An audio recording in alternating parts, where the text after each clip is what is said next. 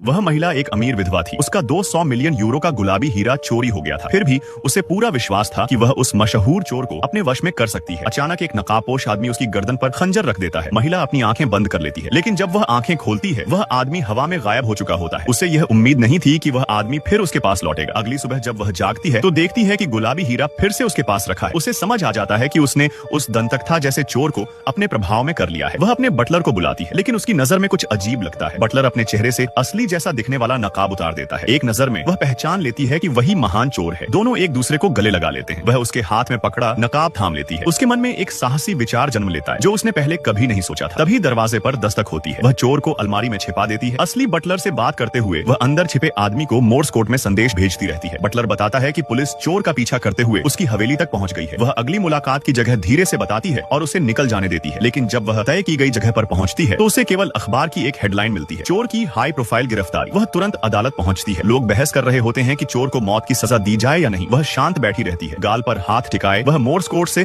उसे संदेश भेजती रहती है। चोर पलकें झपकाकर जवाब देता है। वह उस संकेत को लिख लेती है। वह एक बहुत ही सटीक और सोच समझकर बनाई गई भागने की योजना होती है। उसके बताए निर्देशों के अनुसार वह जगह पर पहुंचती है। 10वीं पंक्ति की दूसरी ईंट निकालती है। एक गुप्त कक्ष खुल जाता है। वहां से वह चोर की सुपरकार ले लेती है। वह अगली जगह पहुंचती है। कार को पहचानते ही एक छिपा हुआ दरवाजा अपने आप खुल जाता है। अंदर जाकर वह दिए गए कोड से तिजोरी खोलती है। उसे 2 शीशियां मिलती हैं, एक रहस्यमय और बेहद महत्वपूर्ण सीरम की। योजना शुरू हो चुकी होती है। वह न्याय मंत्री के पास जाती है, वही आदमी जिसने कभी अपनी ताकत का इस्तेमाल कर उसे झुकाने की कोशिश की थी। पिछली मुलाकात में उसने उसे थप्पड़ मारा था। फिर भी वह चोर से पूछताछ की उसकी मांग तुरंत स्वीकार कर लेता है। वे जेल पहुंचते हैं। जैसे ही पूछताछ कक्ष का दरवाजा बंद होता है वह पहला सीरम मंत्री को इंजेक्ट कर देती है। वह गहरी बेहोशी में चला जाता है। चोर मंत्री का रूप धारण कर लेता है। दूसरा सीरम इस्तेमाल किया जाता है ताकि असली मंत्री कुछ दिनों तक बोल न सके। दोनों दिन दहाड़े जेल से बाहर निकल जाते हैं। कोई उन्हें रोक नहीं पाता। 2 दिन बाद असली न्याय मंत्री को फांसी के तख्ते पर ले जाया जाता है। गिलोटिन गिरने तक पुलिस को कुछ समझ नहीं आता और तब तक वे दोनों अपनी अगली उससे भी अधिक साहसी योजना की तैयारी कर रहे होते हैं।